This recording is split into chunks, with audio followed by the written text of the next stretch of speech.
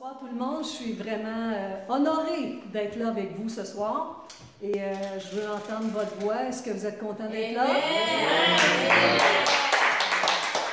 Ce ne sera qu'une petite exhortation ce soir. On est dans une réunion de prière et je voulais apporter une exhortation sur la prière justement.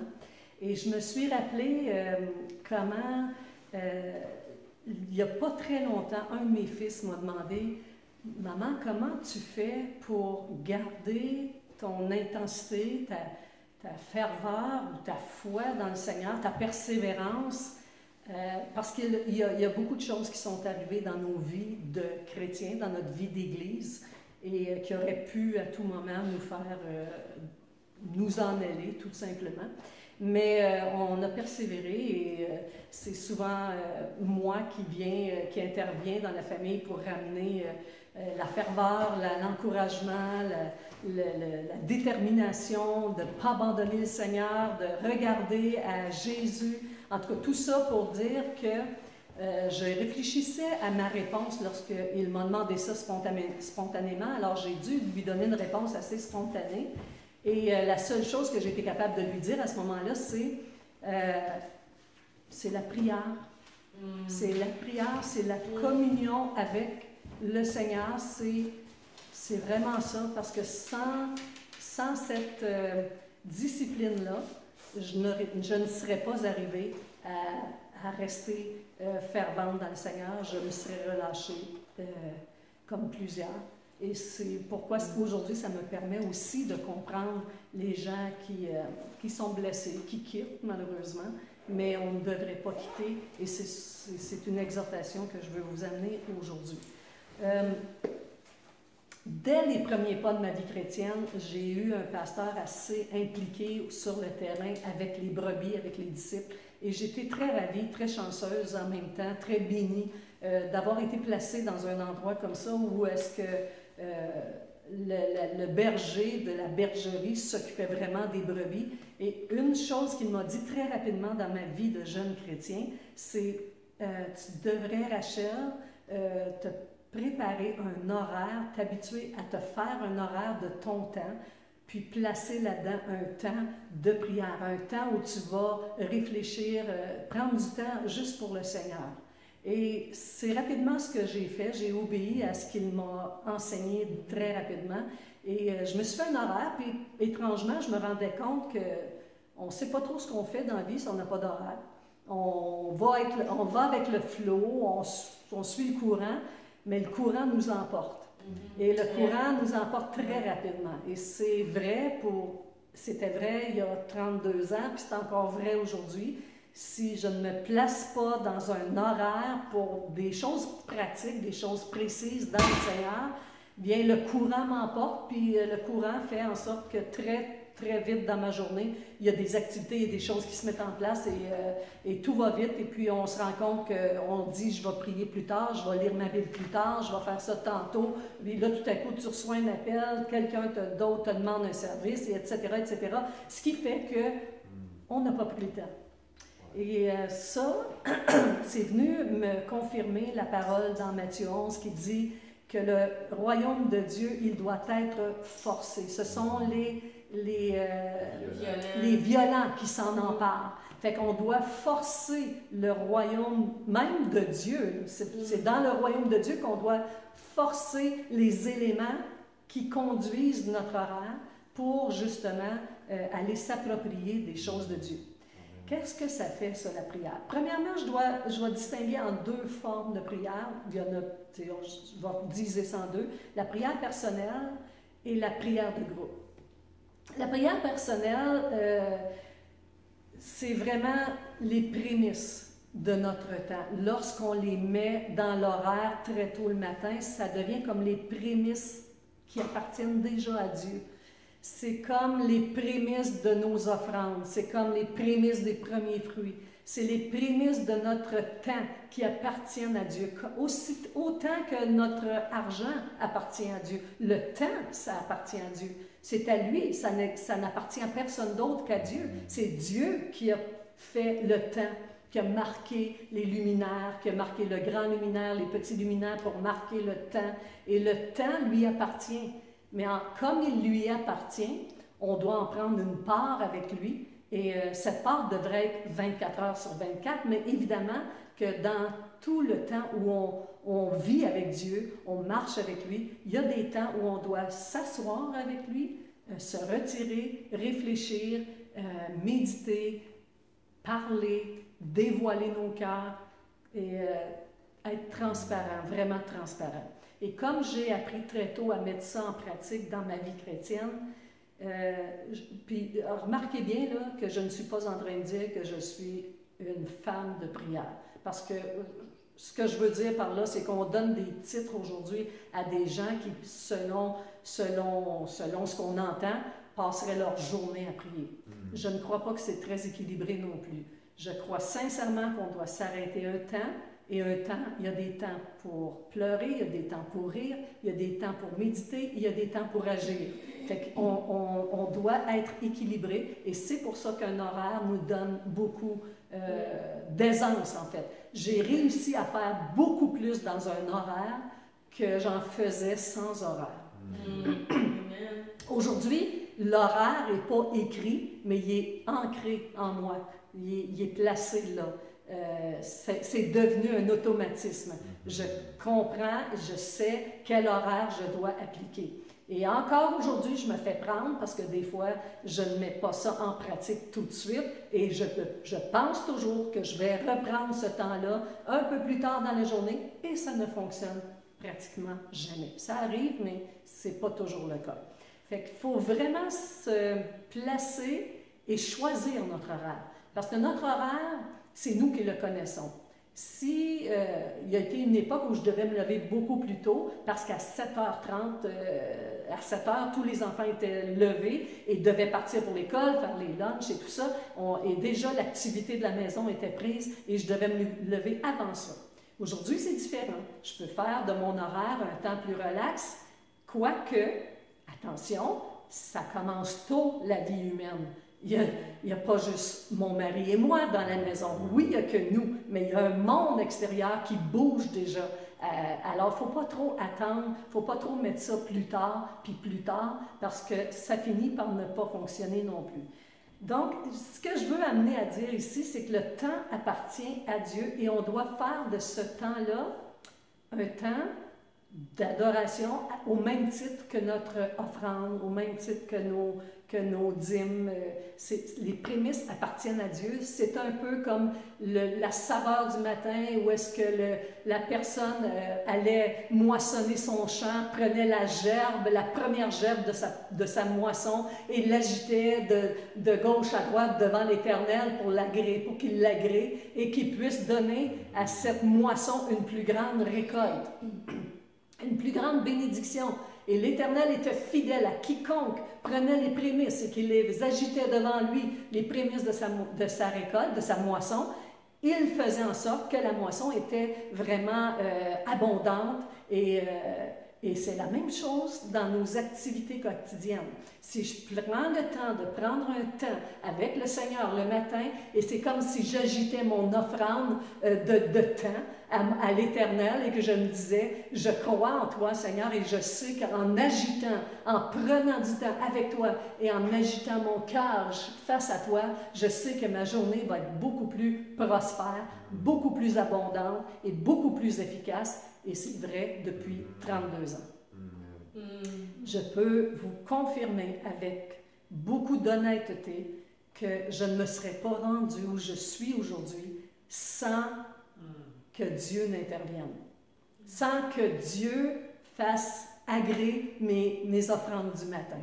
Et lorsque je me présente devant Dieu le matin, ce n'est pas avec mon propre sang, parce qu'on sait que le sang, c'est ça qui a fait le pardon des péchés. Et je me présente avec le sang de l'agneau. Je me présente devant mon Père qui est dans les cieux avec l'offrande du sang de Jésus. Parce que c'est son sang qui accorde notre entrée, une libre entrée dans le sanctuaire de l'Éternel.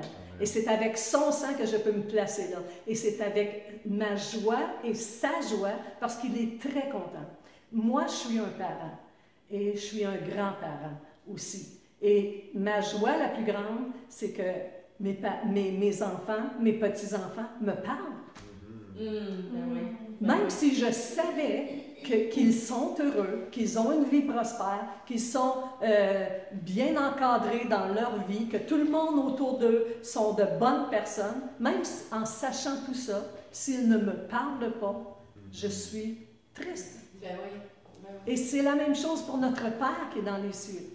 On a besoin de cette relation avec ceux que l'on aime, on a besoin qu'ils nous parlent. Quand je viens devant Dieu, je n'ai pas toujours juste des bonnes choses à lui dire. Quand mes enfants me parlent, ce n'est pas toujours pour me dire tout ce qui va bien. Quand mes petits-enfants m'adressent la parole et qu'ils me racontent les erreurs qu'ils font et le dommage dans lequel ils se sont placés, les circonstances néfastes dans lesquelles ils sont pris, ce n'est pas toujours les meilleures choses qu'ils ont à me raconter, mais j'aime ça. J'aime les entendre. J'aime pouvoir être là, les comprendre, être leur oreille. Et Dieu est comme ça. Dieu aime quand nous sommes là dans sa présence et qu'on est en train de lui dévoiler notre cœur. Il le connaît, notre cœur. Comme je pourrais connaître que mes enfants sont bien, je pourrais savoir aussi qu'ils ont mal fait, mais ils ne m'en parlent pas. Et ça m'attriste. Mais quand nous ne parlons pas avec Dieu, c'est une tristesse. Et on attriste le Saint-Esprit de Dieu. Quand l'apôtre Paul nous encourage à ne pas attrister le Saint-Esprit, c'est une des voies par excellence pour attrister l'Esprit de Dieu et le Seigneur Dieu lui-même. Donc ça, c'est toutes des moments précieux, des relations intimes que nous devons avoir avec le Seigneur. Et si nous voulons avoir la persévérance, la capacité de produire, parce qu'on est des gens de production, malgré tout, mais on n'a pas que ça à faire dans la vie, de la production. Mais si on veut être productif en moins de temps, passons par le Seigneur Jésus-Christ lui-même et par notre Père qui est dans les cieux. Parce que cette production va faire en sorte que ça va nous donner plus de temps pour d'autres choses, pour encore prendre du temps avec les choses de Dieu. Parce que, vous savez, quand on vient au Seigneur, on se demande comment on pourrait faire. Les gens, des fois, ne viennent pas au Seigneur parce qu'ils ont vu des gens être tellement affairés dans les choses de Dieu, ils se disent, bien, on n'aura jamais le temps de faire tout ça, nous, on est déjà occupés là, jusque-là. Fait que je ne veux pas ajouter d'autres choses dans ma vie, d'autres responsabilités. Seigneur, sauve-moi, je ne vais pas là, par exemple. Je ne veux pas m'associer à la gang, là, parce que j'ai vu un tel et un autre qui sont occupés, puis on dirait qu'ils n'ont plus de temps pour rien, ils ont tous lâché le job, la plupart, puis ils ne font que ça. Mais parce que Dieu est plus grand que tout ce qui peut se faire sur la terre, parce que Dieu est créateur du ciel et de l'univers entier, parce que Dieu a conçu chacun d'entre nous à son image premièrement, mais aussi en étant tout à fait unique, il connaît mieux que nous-mêmes où il doit nous amener et dans quel format. Alors, si nous prenons le temps de parler et de méditer sa parole, et c'est là que je vais en venir, parce qu'il y a aussi sa parole qui est très importante, si on prend ce temps-là, il va faire progresser nos moments. Et je peux vous avouer publiquement aujourd'hui que les moments de plus grande sécheresse dans ma vie personnelle de chrétienne, ça a été les moments où je priais le moins. Et c'est toujours pareil, on n'est pas mieux que n'importe qui. On a des vagues dans notre vie chrétienne, on a des hauts, des bas, des moments où on fait ce qu'il faut, des moments où on le fait moins. Fait que ça, c'est vrai pour tout le monde. Et je ne fais pas exception à la règle, et personne ne fait exception à la règle. Ça serait le fun, là, si on pouvait dire que nous, les chrétiens, on ne manque jamais une journée, mais ce n'est pas comme ça. Malheureusement, mais bien heureusement, on a un Dieu qui est plein de compassion. On ne doit pas prendre ses compassions pour acquis. Ça veut dire qu'on ne doit pas faire en sorte que parce qu'on sait qu'il va nous bénir quand même, qu'on va s'asseoir sur nos lauriers et qu'on ne parlera plus avec lui. Parce que de mes enfants et de mes petits-enfants qui me parlent le plus, ce n'est pas les plus sages. Pourtant, ça me réjouit tellement quand il me parle. Ça me console tellement d'avoir cette relation, ça m'approche d'eux. Mon intimité avec ces tout petits ou ces plus grands qui viennent partager ce qu'ils font ou ce qu'ils ont dans leur cœur avec moi, ça me rend plus intime avec eux. Ça me fait partager des choses que je ne peux pas partager avec celui qui ne me parle pas. Et je ne sais pas des fois comment faire pour faire en sorte que certains me parlent alors qu'ils n'ont pas cette capacité ou cette mentalité, ou je ne sais pas comment l'exprimer, cet intérêt pour venir nous parler. Mais quand on place notre intérêt en celui qui nous a aimés le premier et qui nous a sortis de la boue, si on fait ça, et si on met en priorité dans chacune de nos journées, dans chacun de nos quotidiens, un moment pour se saisir de quelque chose qui est plus grand que nature. Des fois, on ne s'en rend pas compte. Des fois, on ne le sait pas. Qu'est-ce que ça produit? Mais ça produit toujours quelque chose. C'est un peu comme manger. Si je vous demandais, qu'est-ce que tu vas manger il y a 3 semaines à l'heure du souper? La plupart d'entre nous, on ne se souvient pas de ce que nous avons mangé ce soir-là, il y a 3 semaines. Mais pourtant, nous avons été nourris. Le repas que nous avons pris nous a nourris. Et la même chose pour la parole de Dieu. On ne se souvient pas toujours, et même parler avec Dieu, on ne se souvient pas toujours de tout ce qu'on lui a dit et de tout ce qu'il nous répond. Mais même si on ne s'en souvient pas, ça nous a donné la force, la nourriture intérieure que l'homme a besoin. Ne soyons pas dupes. Jésus, quand il dit quelque chose, c'est vrai. Et il dit que l'homme, il n'est pas donné à l'homme de manger du pain seulement, mais qu'il est nécessaire qu'il mange du pain de vie, de la parole de vérité. Donc, sa parole devient le pain que nous mangeons. Je l'ai dit dans mes propres mots, mais c'est juste pour l'amener d'une façon compréhensible. L'homme ne vivra pas de pain seulement, mais de toute parole qui sort de la bouche de Dieu. C'est important, s'il dit ça, c'est que la personne qui est entrée dans le royaume de Dieu est habitée d'une nouvelle personne à l'intérieur. Cette nouvelle personne a donné vie à cette personne-là. Cette nouvelle personne, c'est le Saint-Esprit. Et le Saint-Esprit a donné vie à notre esprit. Et comme notre esprit est devenu affamé des choses de Dieu, si on ne la nourrit pas, elle va mourir. Elle va sommeiller, elle va être fatiguée, elle ne sera pas en forme, elle ne sera pas motivée, comme n'importe quelle personne qui ne se nourrit pas bien ou qui abuse de son corps ou des choses de la vie pour éteindre vraiment toute la santé qui est à l'intérieur de nous. C'est la même chose avec la parole de Dieu. Maintenant, souvent on entend le proverbe qui dit que la parole est d'argent, mais le silence est d'or. Souvent, quand on parle avec Dieu le matin et je dis le matin, pour d'autres ça pourrait être le soir, quand on prend ce temps-là et qu'on parle et qu'on déverse notre cœur à Dieu, nous entendons parler. On s'entend parler. Et parfois, Dieu utilise notre propre bouche pour entendre ce qu'il a à nous dire. Tout à coup, des fois, notre parole devient sa parole. Et plus on est imprégné de la parole de Dieu, et plus c'est sa parole qui surgit en nos cœurs et qui parfois on confesse des vérités ou des solutions à nos problèmes, alors même qu'on n'y avait pas pensé avant. Mais l'autre chose importante aussi, c'est de savoir écouter. Parce qu'en parlant, le Seigneur peut dire à un moment donné, tu dis beaucoup de choses, est-ce que je peux te parler maintenant? Parfois, notre Père a tellement de choses à nous dire, et comment est-ce qu'il fait pour nous parler la façon la plus marquante, la plus prédominante, c'est sa parole. Sa parole est sa parole. Donc, c'est lui qui parle, c'est la parole de Dieu, c'est lui qui parle.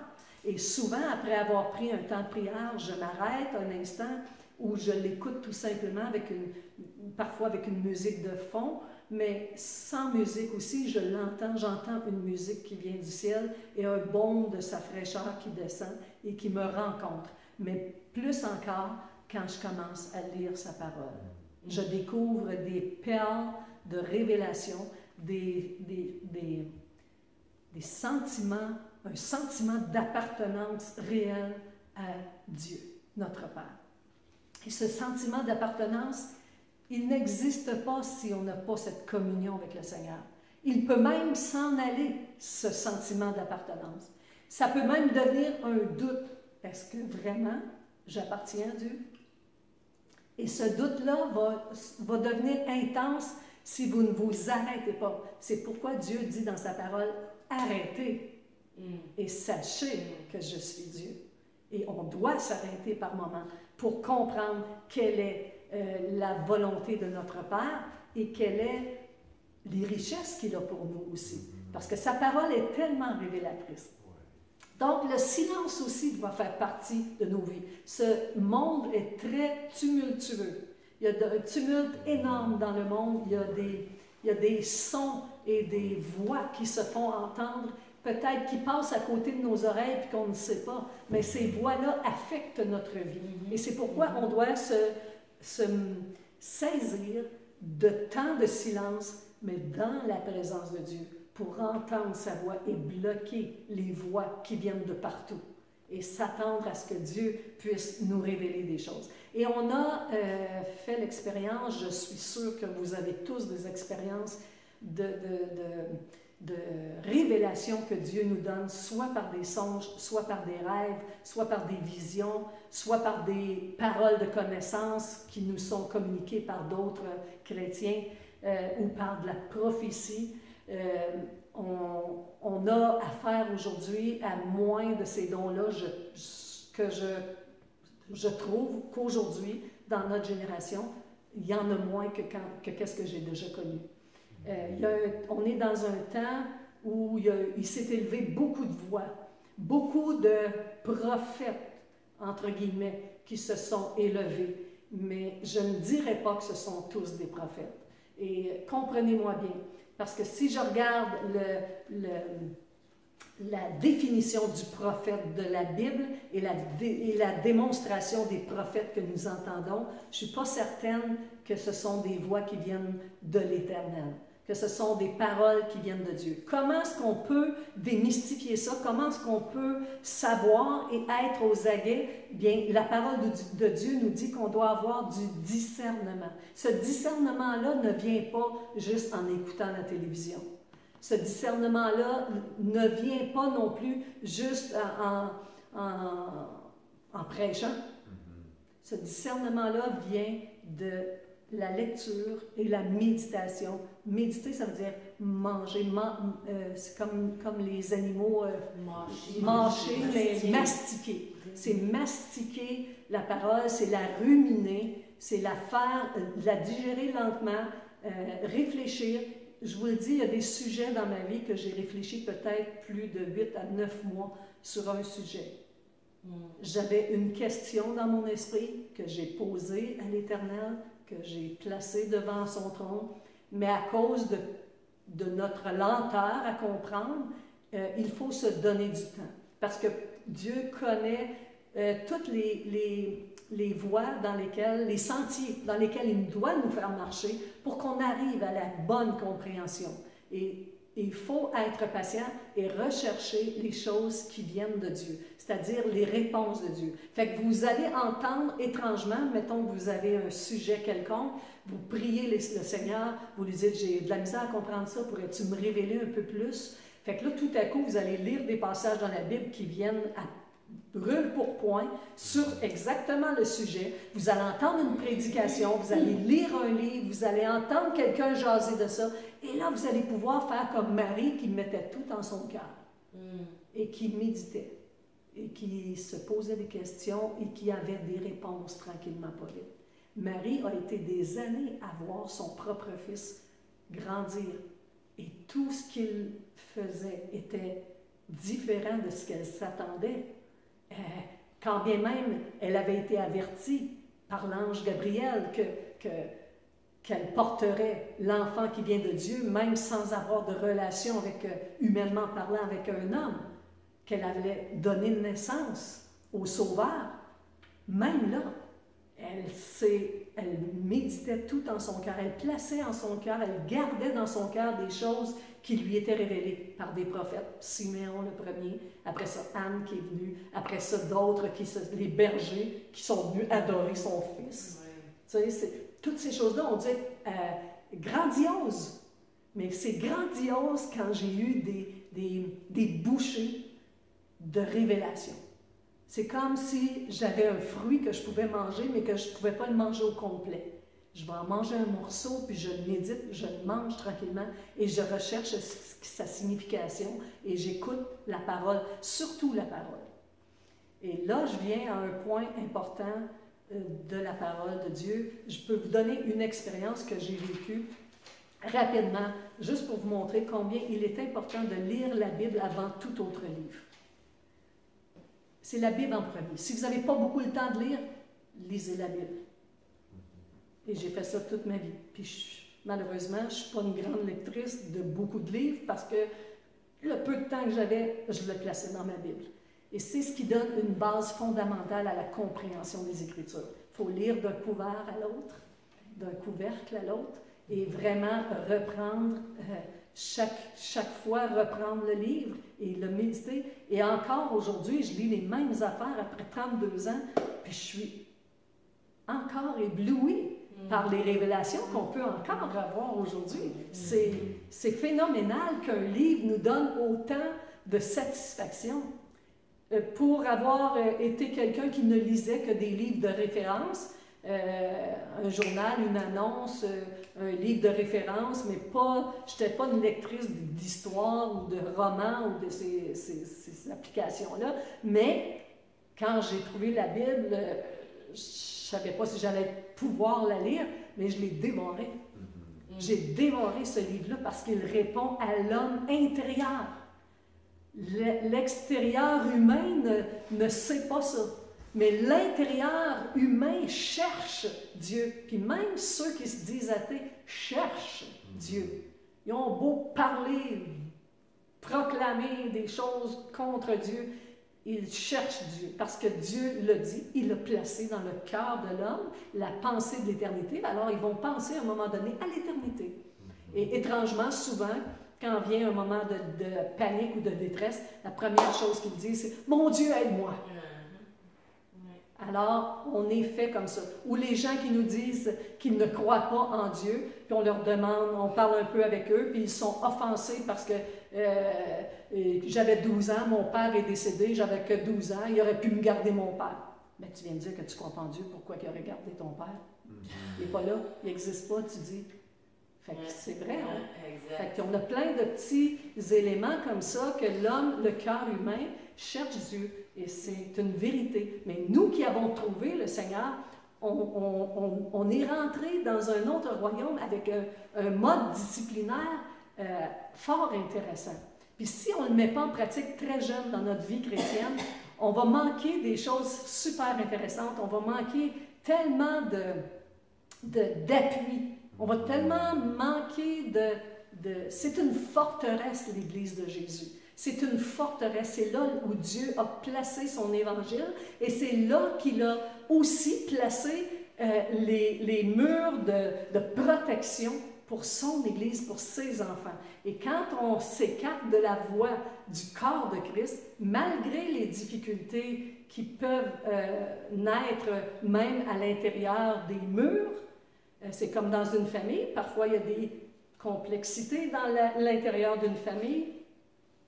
C'est pas toujours rose, puis arrive assez souvent des problèmes, des situations, des obstacles, mais qu'on doit surmonter en se parlant.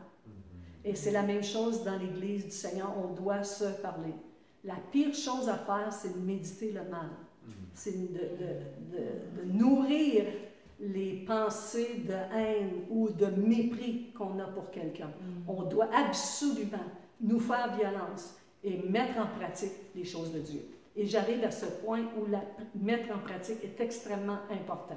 C'est quoi mettre en pratique? C'est pas tu voleras pas, tu mangeras pas de ci, puis de porc, puis tu ne videras pas, tu ne boiras pas de sang. C'est pas ça, là. Ce n'est pas de ça qu'il s'agit. Il s'agit de mettre en pratique les guerres dans lesquelles on est entré. On doit les mener, non pas avec des épées et des armes, on doit la mener avec l'amour. On doit répondre à la haine par l'amour.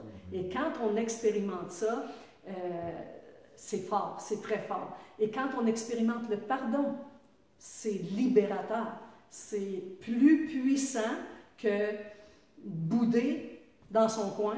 C'est plus puissant que de dire « tu vas te priver de ma présence, je viens de te juger. Là. Juge de ta sentence. Tu ne mérites pas que je sois dans ta vie. » Fait que ça, c'est des agissements qui viennent du monde des ténèbres. Quand l'apôtre Pierre a voulu dire à Jésus hey, c'est bien de valeur, mais ça n'arrivera pas. Jésus venait de lui annoncer qu'il allait aller à la croix et qu'il allait mourir, que les Juifs allaient le prendre, les autorités allaient le crucifier sur une croix, qu'il allait mourir. Fait que là, Pierre, il a dit, attention, une minute, à Dieu ne déplaise. Ça veut dire que ça plaise à Dieu ou non, tu n'iras pas à la croix, prends-en ma parole. Fait que, qu'est-ce qu'on fait? C'est qu'il prend, c'est pas méchant ce qu'il a voulu, Pierre, mais il a utilisé les armes qui viennent du monde des ténèbres. OK? Fait, en prenant, puis imaginez quelle réponse qu'il y a eu de Jésus. Jésus s'est adressé en le regardant lui. Il lui a dit, arrière de moi, Satan. On sait très bien que Jésus ne parlait pas à Pierre. Mais on sait très bien que Jésus savait d'où venait la parole qu'il venait de prononcer. Fait que ces paroles-là venaient du monde des ténèbres et Jésus lui dit à Satan, parce qu'il parle arrière de moi, Satan, il dit, tu n'as que des pensées humaines. Fait que nous, on se valorise beaucoup, les humains, à dire, ben c'est humain, hein? On va faire ça de même parce que c'est humain. On tend la main à la manière humaine. On aime de la manière humaine. Mais le monde que Dieu nous informe et nous apprend à vivre, c'est pas à la manière humaine, c'est à la manière de Dieu. Et l'amour de Dieu n'est pas celui du monde. Parce que j'ai aimé des gens pour les conduire dans l'erreur. Au point de les conduire dans l'erreur. Des fois, on pense qu'on aime parce qu'on donne un coup de main à quelqu'un dans une voie dans laquelle il s'enlise en pensant qu'on fait du bien. Mais ça, c'est pas l'amour de Dieu, c'est l'amour que j'avais, mon amour humain. Fait que parfois, mes paroles sont peut-être pas agréables au point qu'il voudrait l'entendre, mais elles sont pures et vraies et elles vont donner plus de résultats que les paroles humaines. Et c'est pourquoi on doit mettre en pratique. Et mettre en pratique, c'est vraiment ça, c'est prendre des choses que Dieu nous enseigne, comme on doit mettre en pratique le fruit de l'esprit. Le fruit de l'esprit, c'est quelque chose qu'on reçoit, mais un fruit s'agrandit. Alors, je dois quand même, parce que j'ai toujours le choix de mettre le fruit de l'esprit de côté, puis prendre le fruit, puis dire, hey, OK, pour un instant, là, je ne suis pas un chrétien, garde, tu vas y goûter, mon homme. Tu sais? Fait qu'on pense qu'on fait bien, puis qu'on peut se valoriser là-dedans. Oh, vous allez avoir la faveur de ceux qui sont comme ça.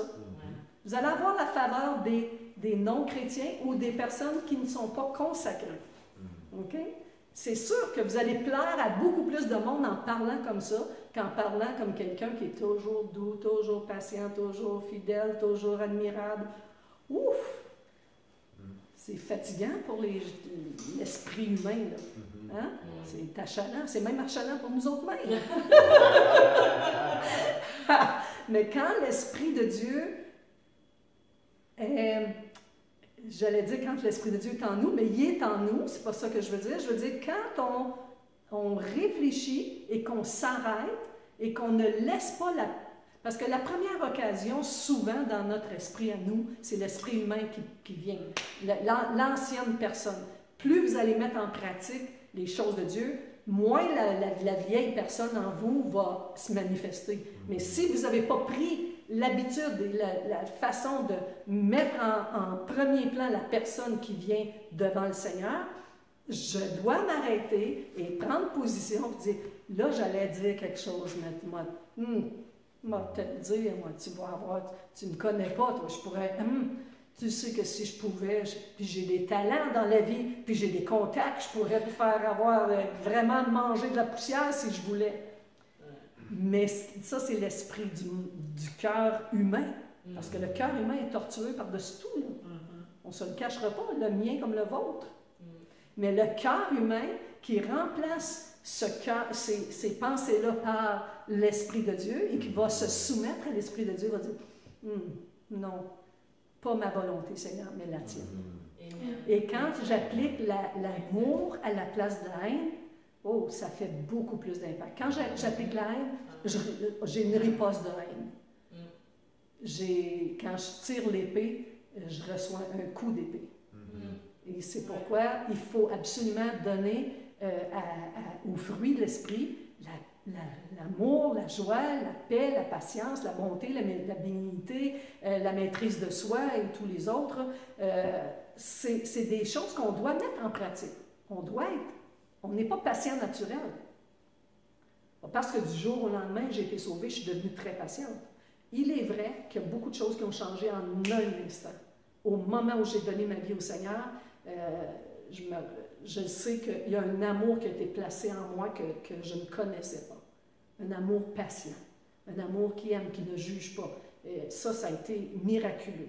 Parce que j'étais sur la défensive, j'avais été, entre guillemets, on m'avait fait beaucoup de répréhension, de rejet. Et j'aurais pu, et j'étais un peu à quelque part, quelqu'un qui avait tendance à se recroqueviller sur elle-même. J'étais très publique, mais il restait que je me retirais, du bon, ok, je vais laisser faire, je m'en vais dans mon coin, j'oublie ça. Au lieu de me présenter, de discuter avec les personnes que je pensais qui me rejetaient, mais cet amour-là a été placé pour que je m'engage vers les autres, pour que je commence à comprendre que dans la personne, il y a quelqu'un d'autre. Et que ce quelqu'un d'autre est plus faible que le quelqu'un qui habite en moi. Fait que, en sachant que celui qui est en moi est plus fort que celui qui est dans l'autre, je ne le fais pas par prétention, je le fais par affirmation, par conviction, et je sais que ça peut aller dans l'abondance. Je sais que ça peut être maîtrisé. Et la maîtrise de soi, c'est ça aussi. C'est de se maîtriser, de dire, je n'ai pas à me laisser engouffrer dans le mensonge. Je peux encore être présente, faire face et être fière d'être là. Fière d'être là, contente d'être présente. La place que j'occupe, c'est la place que Dieu me donne et je veux être là malgré les offenses, malgré les insultes, malgré les tribulations, malgré le rejet. J'ai une place en Jésus-Christ que j'occupe et cette place est très importante. En sachant ça, je peux avancer avec l'amour, avec la paix aussi, avec la bonté aussi, avec la joie, avec la bénignité, avec l'abondance de l'amour qui va jusqu'à nous maîtriser nous-mêmes. Ça, c'est quelque chose qu'on peut avoir délaissé avec le temps. Pourtant, le fruit est là. Mais on a enlevé la pleure, puis on a jeté quelques pépins, puis au lieu de le laisser croître.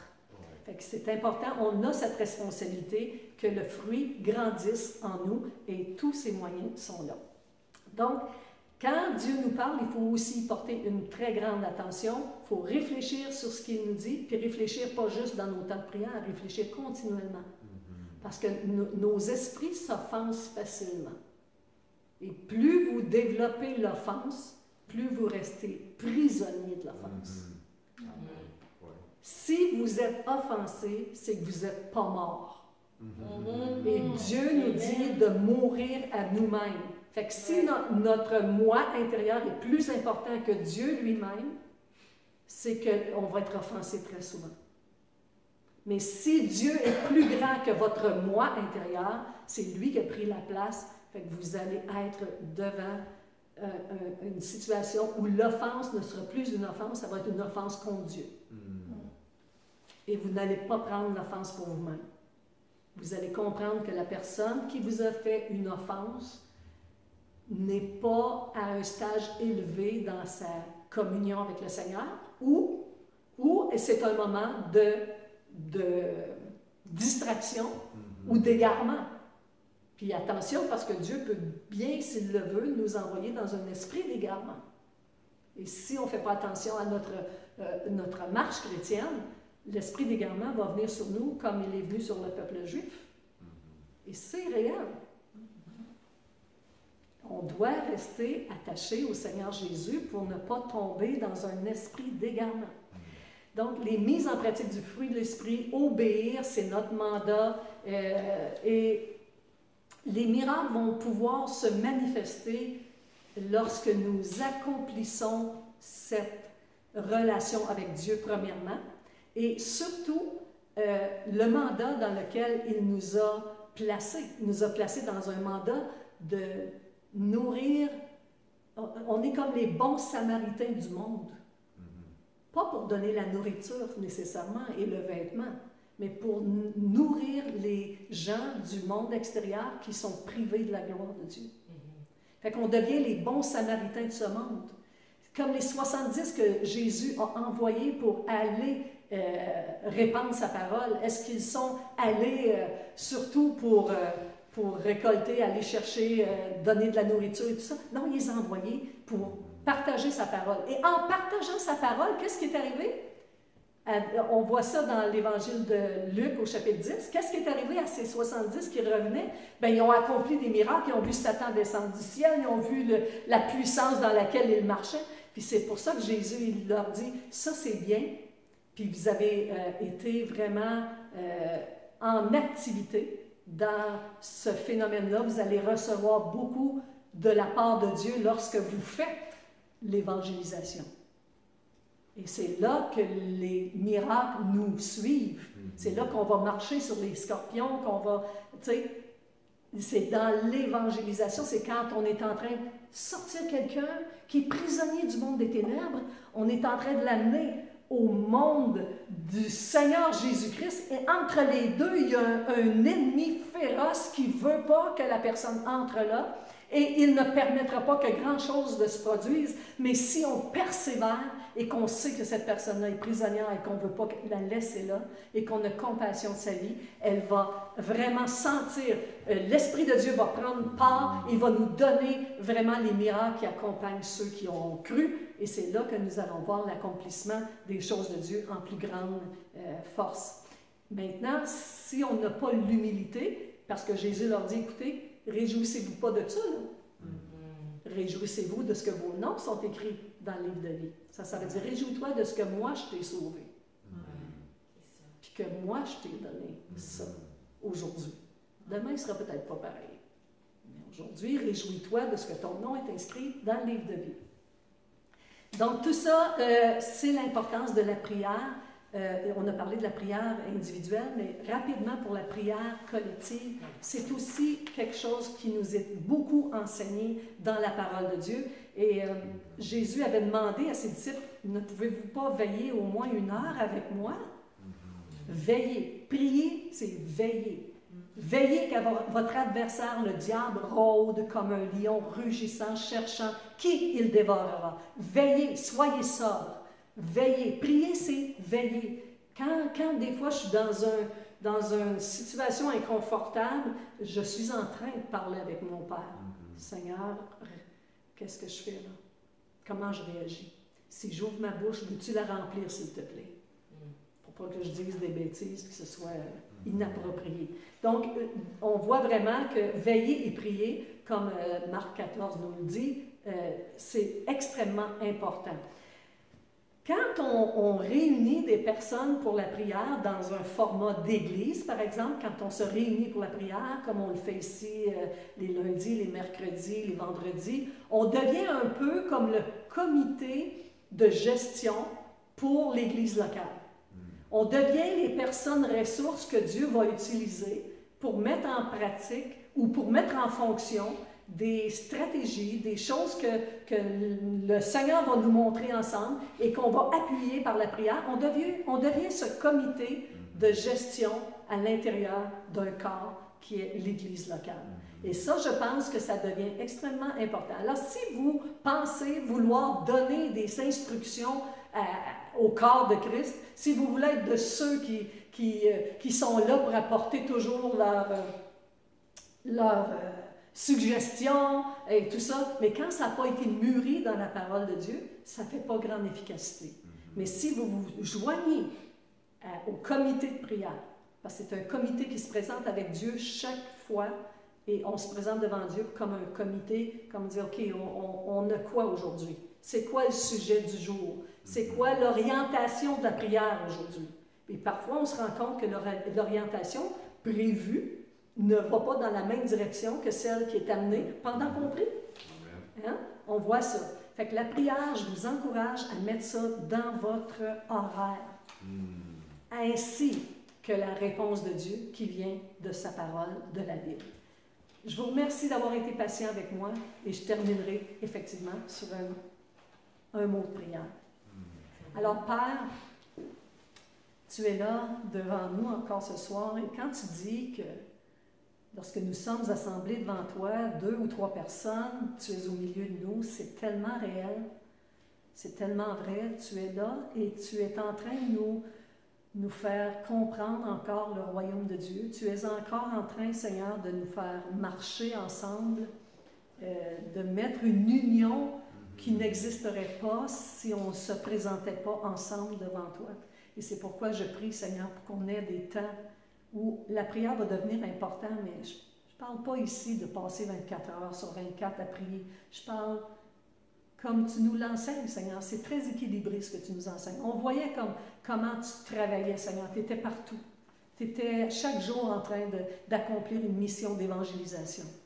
Et à l'occasion, tu disais à tes disciples, bon, venons, allons se reposer.